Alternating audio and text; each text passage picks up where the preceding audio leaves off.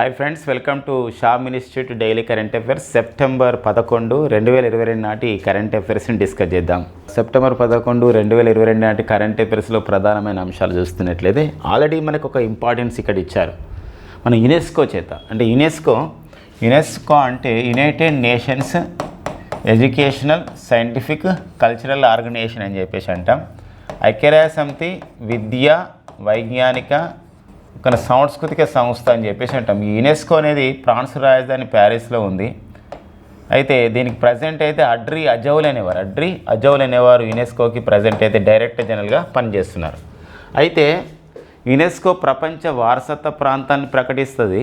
Already మన భారతదేశంలో UNESCO చేత 40 ప్రపంచ వారసత్వ ప్రాంతాలు ఉన్నాయి. మన లాస్ట్ టైం అయితే మనకి ధోలావీర, రామప్ప వీటితో కలుపుకొని మొత్తం 40 ప్రపంచ వారసత్వ ప్రాంతాలు ఉన్నాయి, వరల్డ్ హెరిటేజ్ సైట్స్. అంతేకాకుండా మన దేశంలో 6 యునెస్కో క్రియేటివ్ సిటీస్ నెట్వర్క్ జాబితాలో చేర్చబడిన నగరాలు 6 ఉన్నాయి. యునెస్కో చేత సృజనాత్మక నగరాల జాబితాలో చేర్చబడిన 6 ఉన్నాయండి. శ్రీనగరు, వారణాసి, జైపూర్, ముంబాయి, హైదరాబాద్, చెన్నై. అయితే ఇప్పుడు యునెస్కోలో global network of learning cities అనే ఒక జాబితా తీసింది. గతం నుండి ఇది ఉంది. జిఎన్ఎల్సి అంటాం. అంటే ఏంటంటే global network of learning cities అని చెప్పేసి అంటామండి. లర్నింగ్ సిటీస్ అంటే ఆ సిటీస్ నుండి మనం నేర్చుకోవడానికి అనువుగా ఉంటుంది. అలాంటి జాబితా తీసింది. ఈసారి తీస్తే 44 దేశాల నుండి 77 నగరాలను సెలెక్ట్ చేసింది.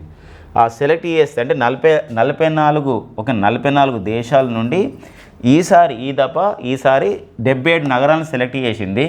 సెలెక్ట్ చేస్తే అందులో 3 భారత నగరాలకి చోటు లభించింది. దీంతో కలుపుకొని మొత్తం అంటే మన దేశంలో అయితే 3 నగరాలలో చోటు సంపాదించింది. ఆ 3 ఏంటంటే ఒకటి మనకు తెలంగాణలోని వరంగల్ అండ్ కేరళలోని త్రిశూరు మరియు నీలంబర్ అండి. అదండి కేరళలోని రెండు నగరాలు అనమాట, త్రిశూరు అండ్ నీలంబరు. వరంగల్ తెలంగాణలో అనమాట, కేరళ. ఇట్లా మనకి 3 నగరాలకు చోటు లభించింది. ఒకటి ఏంది తెలంగాణలో వరంగల్ సిటీకి, కేరళలో త్రిశూరు, ఇంకొకటి నీలంబరు. సో ఆ నేపథ్యం అన్నాడు. కాబట్టి వీటితో కలుపుకొని మొత్తం కూడా ఇప్పుడు మొత్తం ఇవన్నీ కలుపుకొని ప్రజెంట్ మనకు యునెస్కోలో global network of the learning cities జాబితాలో మొత్తం కూడా 294 నగరాలు ఉన్నాయి అండ్ 76 దేశాలు. అంటే ఇప్పుడు చూడండి, గమనించండి, కన్ఫ్యూజ్ కావడానికి ఏం లేదు. ఇప్పుడు మొన్న రీసెంట్గా సెట్ చేసింది ఏంటంటే 44 దేశాల్లో 77 నగరాలు. ఈ మూడింటితో కలుపుకొని ఇప్పుడు అన్నిటితో మొత్తం కలుపుకుంటే 76 దేశాల్లో ఇప్పుడు ఎన్ని global network of the learning సిటీస్గా అంటే ప్రపంచవ్యాప్తంగా నేర్చుకోదగ్గ నగరాల జాబితాలు మొత్తం ఎన్ని నగరాలు చోటు లభించిందంటే 294 నగరాలు. ఒక ఇంట్రెస్టింగ్ థింగ్ ఏంటంటే ఇప్పుడు ఈ 294లో ఇప్పుడు ఉక్రెయిన్ రాజధాని క్యూ, దక్షిణాఫ్రికాలోని దర్బన్ అండ్ యూఏఈలోని షార్జా నగరాలు కూడా ఉన్నాయండి. యునైటెడ్ అరబ్ ఎమిరేట్స్లోని షార్జా నగరాలు కూడా ఉన్నాయి. ఆ నేపథ్యం తెలుసుకోవాలి, ఎందుకోసం అంటే రష్యా ఉక్రెయిన్ వార్తల్లో ఉంది కాబట్టి. ఇక నెక్స్ట్ వచ్చేసి మనకి మరో ఇంపార్టెన్స్ విషయం అండి. ఈ మధ్య కాలంలోనే general of the Nepal army అనే ఒక సైనిక హోదా పొందారు. ఎవరంటే మనకి ప్రస్తుతం మన భారత ప్రధాన సైనిక అధికారి అయినటువంటి general Manoj Pandey. So general Manoj Pandey గారు అయితే general of the Nepal army హోదా పొందారు. ఇతను మన భారత ప్రధాన సైనిక అధికారి పొందడం జరిగింది. ఇలాంటి ఒక హోదా పింగట్ జసా గ్యామ్లాంగ్. మరి ఈ పింగట్ జసా గ్యామ్లాంగ్ అంటే ఏంటంటే it is a meritorious award from the Singapore army. అంటే సింగపూర్ సైన్యం చేత సింగపూర్ సైన్యంలో అత్యున్నతమైన హోదా అనమాట. ఇది ఒక గౌరవ పురస్కారం. పింగట్ జసా గ్యామలాంగ్ ఇది దీని వాళ్ళ భాషలో టెంటరా కూడా అంటారనమాట. ఈ అవార్డుని ఈ సంబంధించినటువంటి ఒక అవార్డుని ఈ అత్యున్నతమైనటువంటి ఒక మిలిటరీ సింగపూర్ దేశ పురస్కారాన్ని ఎవరికి ఇవ్వడం జరిగిందంటే సునీల్ లాంబాకి ఇవ్వడం జరిగిందండి. సునీల్ లాంబా. అయితే ఈ సునీల్ లాంబా గారు ఎవరు? మన భారతీయుడు. గతంలో మన భారత నావిక దళంలో ప్రధాన నావికాధికారి కూడా పనిచేశారు. సో అడ్మిరల్ సునీల్ లాంబాకి ఇచ్చారు. ఈ అవార్డుని సింగపూర్ అధ్యక్షురాలైనటువంటి అలీమా యాకూబ్. ఎవరండి? సింగపూర్ అధ్యక్షురాలు ఎవరండి? సింగపూర్కి తొలిమేల అధ్యక్షురాలైనటువంటి అలీమా యాకూబ్ చేత ఇది ఇవ్వబడింది, ప్రదానం చేయబడింది. అవార్డులలో ఇది వెరీ వెరీ ఇంపార్టెంట్ అండి. ఇటీవల కాలంలో సింగపూర్ దేశం యొక్క మిలిటరీ యొక్క అత్యున్నత పురస్కారాన్ని పొందినటువంటి భారతీయుడు ఎవరు అన్నప్పుడు సునీల్ లాంబా మనకి ఇంపార్టెన్స్గా ఉంటుందండి. ఓకేనా.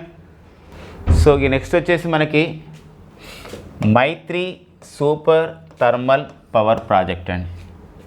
మైత్రి super thermal power project. So ఈ Maitri super thermal power project యొక్క ఇంపార్టెన్స్ ఏంది? ఇది యాక్చువల్గా ఏంటంటే 1320 మెగావాట్ల ఒక థర్మల్ పవర్ ప్రాజెక్ట్ అంటే బొగ్గుతో సంబంధించిన నడిచే ఒక థర్మల్ పవర్ ప్రాజెక్ట్. సో మరి దీన్ని మనం ఇప్పుడు నిర్మిస్తున్నాం. ఎక్కడ నిర్మిస్తున్నాం అంటే బంగ్లాదేశ్లో నిర్మిస్తున్నారండి. ఇది బంగ్లాదేశ్లో నిర్మిస్తున్నారు.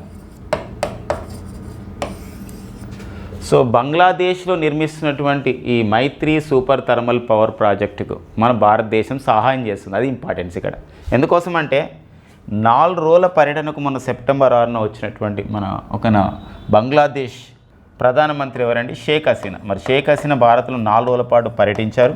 ఈ పర్యటనలో భాగంగా భారత్కు బంగ్లాదేశ్ మధ్య 7 ఒప్పందాలు జరిగినాయి. ఆ 7 ఒప్పందాల్లో ఒకటి ఇది ఒక ఒప్పందం, Maitri super thermal power project. Bharat ఈ క్రింది ఏ దేశంలో Maitri super thermal power project నిర్మిస్తుంది అన్నప్పుడు అది బంగ్లాదేశ్లో మన బంగ్లాదేశ్లో మన భారత్ యొక్క సహాయంతో ఒక ఫైనాన్షియల్ అసిస్టెన్స్తో నిర్మిస్తున్నారు అనమాట. అది 1320 మెగావాట్లు అండి. And Rupsha rail bridge. మరి రుప్షా రైల్ బ్రిడ్జ్ అనేది 13 కిలోమీటర్లు అండి.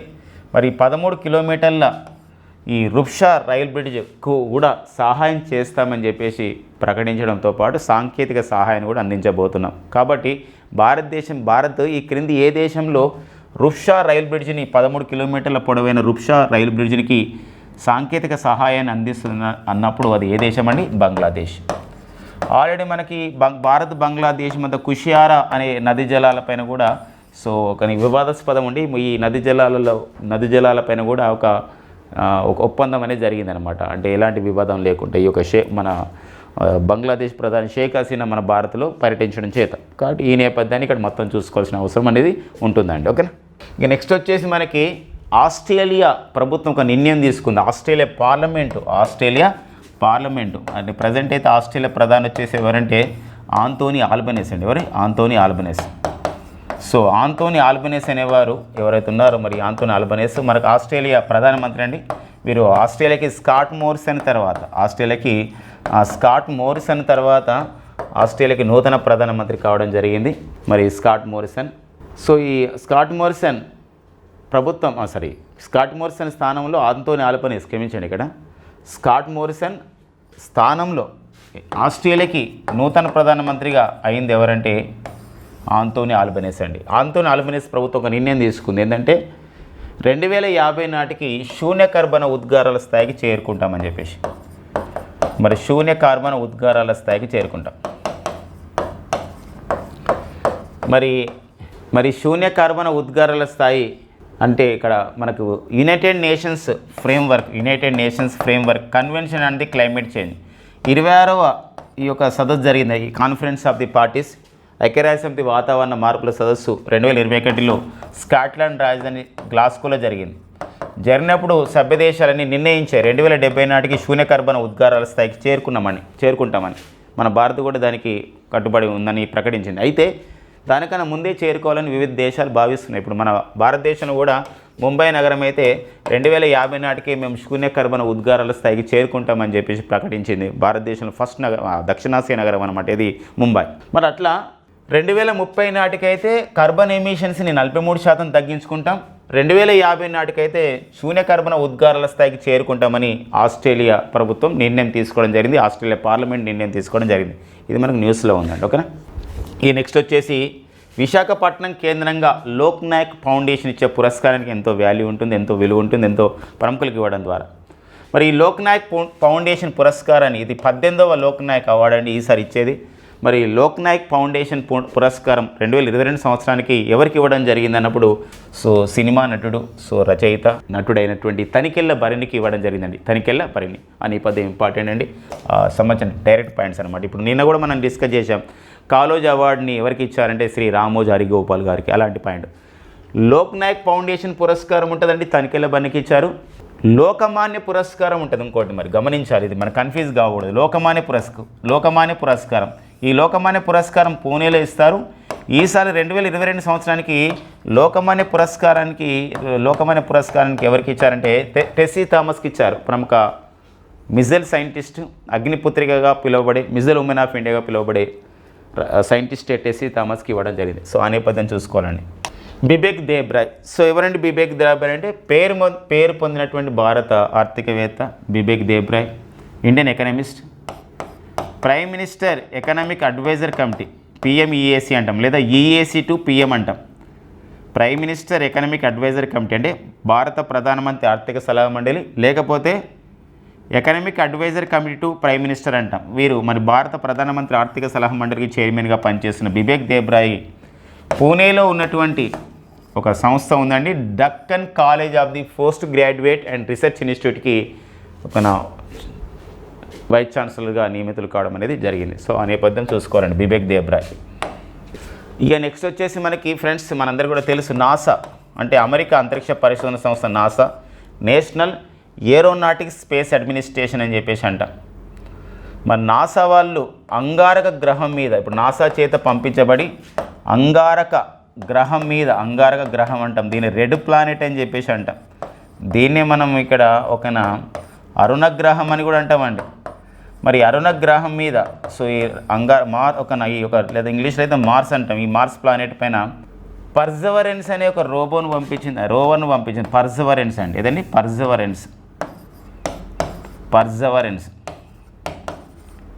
పర్జవరెన్స్ అనే ఒక రోవర్ను పంపించింది. దీంతో పాటుగా ఈ పర్జవరెన్స్ రోవర్తో పాటుగా ఇంజెన్యూటీ అని చెప్పేసి ఒక చిన్న హెలికాప్టర్ని కూడా పంపించింది. దీనిలో భాగంగా మొన్న 2021 ఫిబ్రవరిలో ఈ పర్జవరెన్స్ రోవర్లో భాగంగా మ్యాక్సీ అని ఒక ఇన్స్ట్రుమెంట్ కూడా పంపించారు. మ్యాక్సీ ఉద్దేశం ఏంటంటే ఇది అక్కడ ఉన్నటువంటి కార్బన్ డైఆక్సైడ్ని తీసుకొని అది సొంతంగా కొన్ని క్రియల ద్వారా కొన్ని యాక్షన్ చేసి, అంటే కొన్ని సంబంధించిన ఫినామినా ద్వారా అది ఆక్సిజన్గా మారుస్తుంది. అంటే అంగారక గ్రహం మీద ఉన్నటువంటి కార్బన్ డైఆక్సైడ్ని తీసుకొని ఆక్సిజన్ ఉత్పత్తి చేస్తుంది అన్నమాట. అది సక్సెస్ఫుల్గా గత ఫిబ్రవరి నుండి జరుగుతుందని చెప్పేసి నాసా ప్రకటించింది. కాబట్టి మాక్సీ పరికరం అబ్రివేషన్ ఇక్కడ చూసినట్లయితే Mars oxygen in situ resource utilisation experiment అంటారు. మరొకసారి చూడండి, మాక్సీ అనగా Mars oxygen in situ resource utilisation ఎక్స్పెరిమెంట్గా దీన్ని పిలుస్తామండి.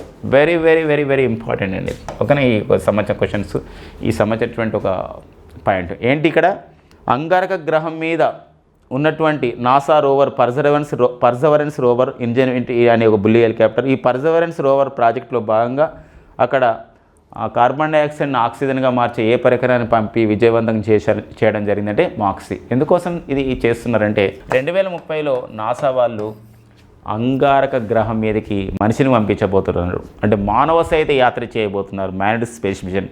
దీనికైతే మన భారత సంతతి మేఘలైనటువంటి సునీత విలియం కూడా ఈ ప్రాజెక్టుకి ఎంపిక కావడం అనేది జరిగింది. ప్రజెంట్ అయితే నాసా మీద పర్జవరెన్స్ అనే రోవర్ ఉంది నాసా వాళ్ళది. ఇంకొకటి రోవర్ కూడా ఉందండి, అది జురాంగ్ అనే రోవర్ ఉంది. జురాంగ్ అనే రోవర్. ఈ జురాంగ్ అనే రోవర్ ఎవరిదంటే ఇది చైనా వాళ్ళ యొక్క రోవర్ అండి. ఓకేనా, ఆ నేపథ్యం. ఇక నాసా ఈ నేషనల్ ఏరోనాటికల్ స్పేస్ అడ్మినిస్ట్రేషన్ అంటాం. ఇది మనకు లాస్ట్ టైం కూడా ఎగ్జామినేషన్లో అబ్రివేషన్ రూపంలో అడగడం అనేది జరిగింది. అంగారక గ్రహ కక్షలో సో మనకు అధ్యయనం చేయడానికి, అంటే అంగారక గ్రహాన్ని అధ్యయనం చేయడానికి అంగారక గ్రహ కక్షలో ఇస్రో చేత ప్రవేశపెట్టబడినటువంటి ఒక ఉపగ్రహం పేరు ఇక్కడ ఒక మిషన్ ఏదండి, మంగళయాన్, మార్స్ ఆర్బిటర్ మిషన్ లేదా మంగళయాన్ అంటాం. 2013లో సో దీన్ని ప్రవేశపెట్టారు నవంబర్లో. సెప్టెంబర్ 2014లో ఇది అంగారక గ్రహ కక్షలోకి చేరడం జరిగింది. మన 2000 రూపాయల కరెన్సీ నోటు పైన కూడా దీనికి సంబంధించినటువంటి ఇమేజ్ అనేది ఉండడం జరిగిందండి. అంగారక గ్రహ కక్షలో ఉన్నటువంటి మరో సంబంధించినటువంటి ఒక మిషన్, ఒక ఉపగ్రహం హోప్ ప్రో మిషన్, ఇది యుఏఈ వాళ్ళు పంపించడం జరిగింది అనమాట, యునైటెడ్ అరబ్ ఎమిరేట్స్ వాళ్ళు. ఆ నేపథ్యం కూడా ఇంపార్టెంట్ అండి. ఇక వార్తల్లో వ్యక్తులుగా మనం చూసినట్లయితే ఇప్పుడు సంజయ్ వర్మ మనకు ఆల్రెడీ మనం డిస్కస్ చేశాం. సో మరి సంజయ్ వర్మ అయితే ఇటీవల కాలంలో వీరు కెనడా దేశానికి భారత రాయబారిగా నియమితులు కావడం జరిగింది. కెనడాలో భారత రాయబారిగా నియమితులైన వారు ఇప్పుడు కెనడాకు భారత రాయబారిగా నియమితులైన వారు సంజయ్ వర్మ. అదేవిధంగా కొరియా దేశానికి, అంటే కొరియా అంటే ఇక్కడ దక్షిణ కొరియా అని వస్తుందండి. మరి దక్షిణ కొరియాకి భారత రాయబారి ఎవరు నియమితులు కావడం జరిగిందంటే అమిత్ కుమార్ అండి. ఇది అపాయింట్మెంట్స్లో మనకు అడిగే అవకాశం ఉన్న క్వశ్చన్స్ పాయింట్స్. ఇక నెక్స్ట్ వచ్చేసి మనకి ఇండిగో సంస్థ మన భారతదేశంలో దేశవాళీ ఈ యొక్క సంబంధించినటువంటి విమానయాన ట్రాన్స్పోర్టేషన్లు రవాణాలో 58% వాటా కలిగినది, అంటే 58% ప్రయాణికులు ఈ యొక్క ఇండిగో సర్వీసెస్ని యూజ్ చేస్తున్నారు. మరి అలాంటి ఇండిగో సంస్థకి రొనజాయ్ దత్త స్థానంలో ఇండిగో సంస్థకి నూతన సీఈఓగా ఎవరు నియమితులు కావడం జరిగిందంటే పీటర్ ఎల్బర్స్ అండి. ఎవరండి? Peter Elbers. సో ఇది అపాయింట్మెంట్స్లో ఇంపార్టెంట్ అయినటువంటి పాయింట్ అండి. సో ఇవ్వండి సెప్టెంబర్ 11, 2022 నాటి ముఖ్యమైన ఎగ్జామ్ ఓరియంటెడ్ కరెంట్ అఫైర్స్ అండి. Thank you friends and all the best.